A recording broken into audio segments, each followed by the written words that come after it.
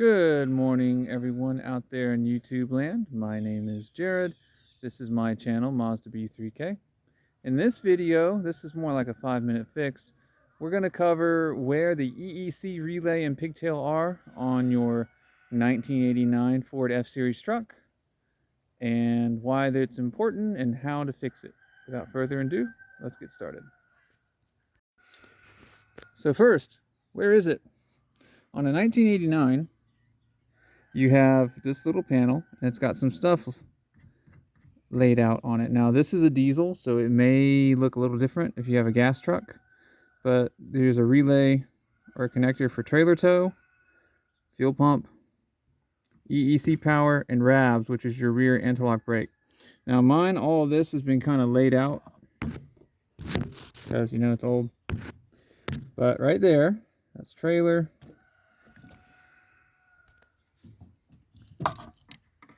This is actually for OBD1 testing. This is where you hook up your reader if you got a code to check engine light.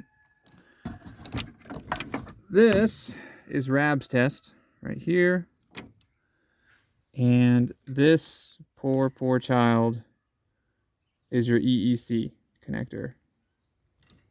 And then this very sad relay was the EEC relay. Now, why is it important? So EEC relay is particularly important if you have a gasoline engine, because what this does is essentially it allows power to go to the engine computer, and without it, your fuel injectors will not fire on a gasoline engine. So if you have a situation where you have a crank and spark but no start, might be this guy. You want to check that out. As you can see, this one got really hot. I don't know why yet. I've seen evidence that other wires got hot in this truck. I haven't quite figured out why. Now, on this diesel, it is largely mechanical, so it will absolutely start with this disconnected. I have done it. But I also noticed that when it would try to maybe switch to sensors for guidance, for what few sensors it has, it would just die. I plugged it back in and it bobbled a bit, but it stayed running. So I'm thinking this is still required even for this 7.3 IDI diesel. So I bought the parts I need to fix it. Firstly, relay. It's a multi-purpose relay, so it's kind of a pain to track down, but it is, at least the one I grabbed, is a Master Pro 2DR1040. That's a 5-terminal relay, 30 amp. It'll get the job done. Looks a little bit like this. And then since the pigtail is all goobered up, I picked up a generic 5-terminal pigtail from Standard, a S659. The wires look a little different, but it is the correct connector and copper. I just dropped everything on the floor. Copper is copper, so there you go. Even has the same red face. So what we're going to need to do is just splice this in. And to do that, I have my wire stripping tool, which hopefully I won't need because they already pre-stripped the wires. And also my crimping tool, color-coded to make it easy. And lastly, I have a set of butt splices. Oh, that's right, that one's broken. So we'll just use those, crimp it in, and these are weather resistant, so then you take a heat gun and you shrink down the tubing. So I'm going to go ahead, I'm going to splice all this in to make the repair, and then when I go to fire it again, I want to see if it's going to not do the bobbling that I was noticing earlier when it was running. Alright, so I have our new relay in. I have the new pigtail in. You're going to wind up, if you use the same one I did, you're going to wind up with one extra wire that's not used. So I'll just double that, fold that up, wrap it in tape.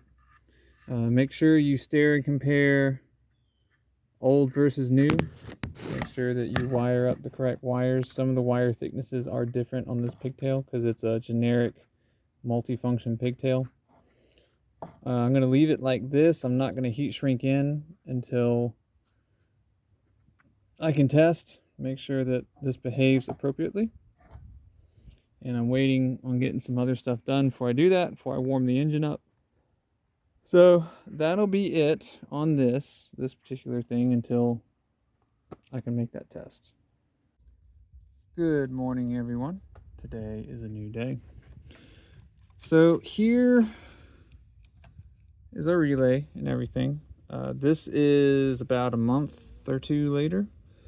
I went ahead and I've got this heat shrunk in, and I can confirm that this is working.